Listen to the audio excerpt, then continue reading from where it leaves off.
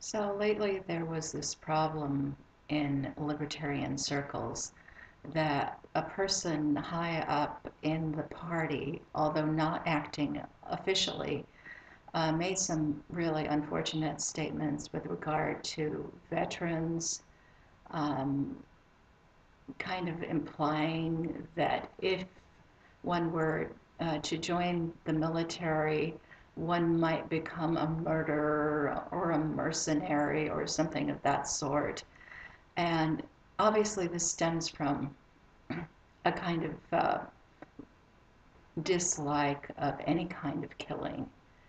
I think that there's a very big difference between being a murderer and being a warrior who fights for his country. Most of us think that. Um, but on the other hand, some of the people who were defending our veterans said things like, "Well, they're not mercenaries. They're fighting for their country."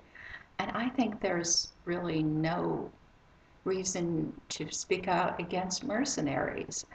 One of the issues that we have is that right now, a young person who wants to defend his country, who wants to serve his country in a military capacity, doesn't have the opportunity to do it in any other way than by working for the government.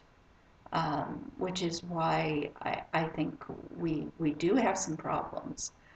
Uh, and it's not an issue of the person serving, it's an issue of who's in charge.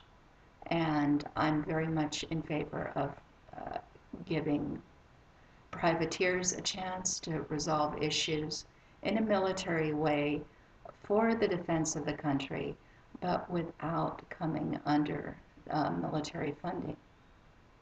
So, okay, and after that, um, the chairman of the party came out to sort of explain why sometimes uh, people are cautioned against joining the military. And he gave an example from a different branch of the government. He talked about uh, why, as an attorney, counseled people not to become prosecutors, but instead to become public defenders. If you're going to talk to young attorneys about their career choices and counsel them as a libertarian, then I would think that you wouldn't be worried about whether they became prosecutors or public defenders.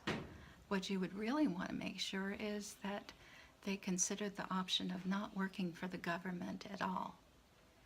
It's not as if there's anything wrong with being a prosecutor or a public defender, but there is something wrong with not being paid by the people that you're actually working for.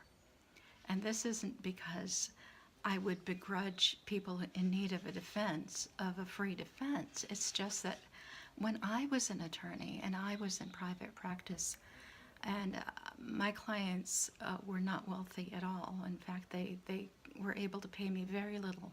But they came to me and asked me to defend them because they couldn't rely on a public defender. My experience with public defenders is that they are part of the system, and the most that they're going to offer is a plea bargain. And in the case of victimless crimes, if you really want to go into it, as a libertarian, what you need to do is you need for your boss to be your client. You need for the person who signs your check to be your client, and your loyalty has to be only to your client. Now, that's a very lonely way to go. It means no benefits, no retirement, nobody else paying for your medical insurance. But it's the only way that actually guarantees that the client will have the last say. And it's for this reason that I also support a free armed services. There's nothing wrong with wanting to earn a living. There's nothing wrong with being paid for being a warrior or a lawyer. But the person who pays you should be the person that you're really representing. And one of the problems with our armed forces, and it's not a problem with our veterans, it's a problem with our system, is that once it becomes public money, government money, then there's no real responsibility for what is done with it. There are times when we need brave men and women to fight for us, but they need to be fighting for us, not for the government.